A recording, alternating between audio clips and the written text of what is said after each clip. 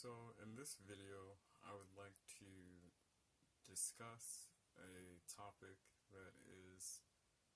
very relevant to, I believe, all human experience and just the phenomenological aspects of existence, and the topic would be on the organization of subjective experiences. Now, why this would be something that would be different for me to talk about is that it's going to be a bit of a mental exercise and somewhat of an intuition pump for anyone who's listening to this who may also be an INTP but may differ from me. And what I mean is this: I think that quite often in what is lost in typology is realizing that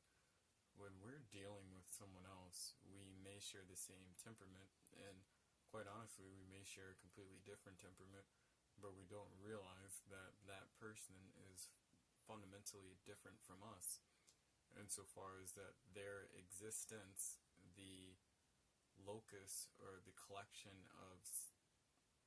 subjective experiences for them,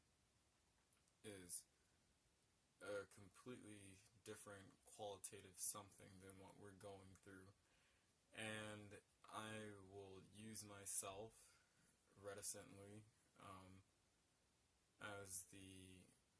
case study for this, and just merely talk about the organization of my subjective experience in the most impersonal and rational way I can. What I'll begin by saying is that I am an INTP, and so my preference of orientation to reality is one of analysis. It's having this bent of wanting to analyze things that make me sort of situationally and emotionally at an arm's length distance from the world. I don't want to get too close, not particularly because I care about being bitten, or not particularly because I care about my own safety, but because I care to see past the trees, as I say it, or as I like to conceive it. This does have to do something with an introverted nature. In general, as introverts, we're much less ready to jump into a situation than extroverts, and we want to sit back and take stock and count and itemization of what is out in the world, so we can have a better grasp and understanding of it, so that we feel, I suppose, more secure in our interaction in the environment. It's to say that underlying just about every experience I'm having, whether it be one of intellectual inquiry, whether it be some sort of I'm playing a game or hanging out with friends, or I'm doing whatever activity, I'm engaged in it primarily through an analytical lens. And I sometimes wonder if it'll ever turn off, but it seems to be the only thing that at the root of who I am and what I am, it's what I do and how I move through the world. Now, I think most INTPs in general, or anybody who is a dominant introverted thinker, is going to be able to relate to this, but I wanted to talk about this topic on the organization of subjective experiences because there is another layer or a bit of nuance to it, insofar as that it seems that each person or each temperament or each type, the individual, their ego complex, the structure of their psyche that they identify with as the self, has two factors or just aspects to it that really determines the nature of their organization of experiences, and those two factors would be sensitivity and intensity. And now, sensitivity, I don't mean necessarily emotional sensitivity, but it seems that sensitivity has quite a few expressions to where one can be emotional sensitivity, as aforementioned, or one can have a sensual tactile sensitivity, as in sounds and noises and various things like that. And I noticed in myself that I'm a sensitive individual, but not one necessarily in the emotional space, but more so one in the tactile and sensual space. I don't like loud noises, and I don't like a lot of light. I don't like just a great deal of stimulus in the environment, and that has something to do with me being introverted, but that is something that's gross and idiosyncratically me. And how that, and this seems to be a factor that's with every person and that differentiates in each type. It seems that you can't really peg down because somebody's an INTP or an introvert or an extrovert that they have sort of a barometer, a set barometer of how much they can handle just certain stimuli. And sensitivity also has something to say in how readily I'm willing to respond to a stimuli. Now, I like loud music, but if there's a construction site, I'll avoid walking near it or down that path if I don't have to.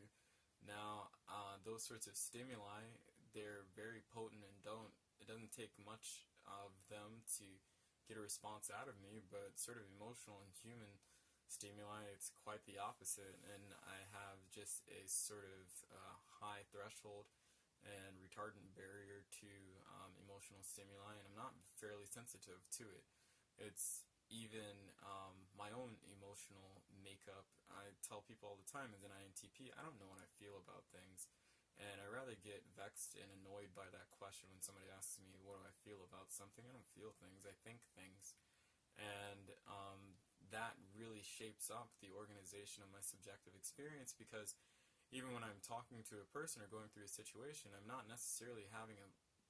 flood of emotions going through my head as I'm processing what's going on. It's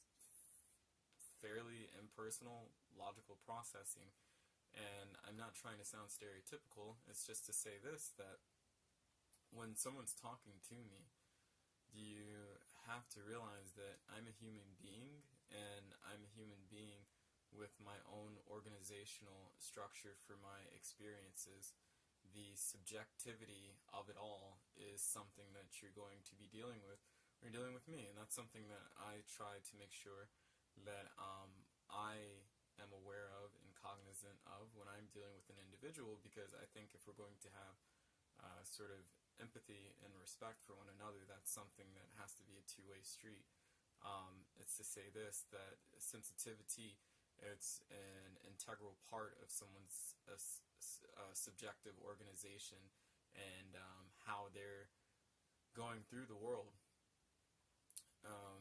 And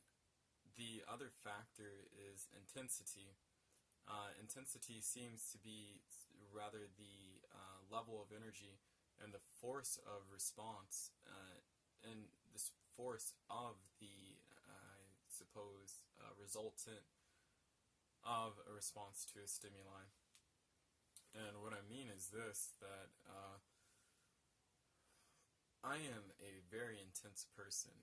and it's to say that outside, I mean externally, and what I present to people, I'm rather quirky and whimsical and accommodating, but on the inside, I'm fairly, I wouldn't say neurotic, but rigid, and, well, I really wouldn't say rigid. I would say that things, when I finally do feel something, I feel something very strongly, or when I think something very strongly. If something sort of presents itself to introverted thinking and it's judged stupid, it's really stupid. I don't know any other way to put it, and just to say this, that people, whether you're looking at an INTP, whether you're looking at an ENTJ, or an ENFP, INFP, they have different levels of intensity, and it doesn't really matter the type. It seems like it goes from person to person, because quite really I will speak with an INFP or um, an ESFJ of some sort and notice that when you, well, let me say an INFP to another INFP, I can talk to one INFP and they're highly sensitive in one dimension but not very sensitive in another dimension. They're highly sensitive emotionally but not very sensitive sensually, and I'll meet an INFP that's highly sensitive emotionally and sensually, and that will shape the complex of their subjective experience. The world seems fairly hostile to that person and antagonistic to that person because they're sensitive on dimensions which I can't understand. And it's to say, even for the intensity, they may have a low intensity in terms of external or physical responses, so they may not be certainly laughing out loud and being the most bombastic in their expressions, but the internal intensity that's going on in that person is just frightening. It's at least I have an intense internal space, but it's not one wrought with emotion, and the amount of negative emotion that at least one friend I know deals with is quite disturbing, to be honest. But it's just their experience, and we can't, just because we don't share the same experience as another person, we should not belittle or discredit or disavow that experience. And it may sound like I'm taking and promoting relativism or subjectivity, but quite honestly, I'm an objectivist in saying this, that you are who you are because of what you are, and so far in saying is your type determines just the way that your ego can be structured even. But I will say this, that in the nexus point of one's subjective experience and how the brain organizes it, it's quite random and something that's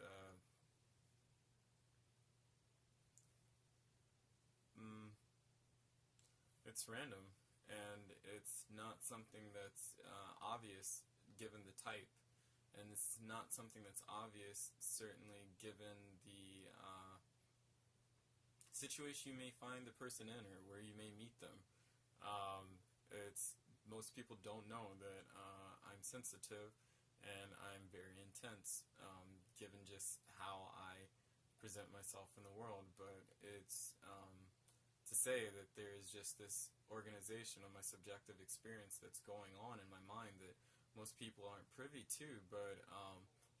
wholly determines how I get through the world in a lot of ways. At least just the I or the me gets through the world. And just to say that the impetus, or just really the reason for me making this video, is to say this, that you have to understand that subjectivity, it's a part of life, and when you're dealing with somebody, it's better to deal with the individual, even though they are a type and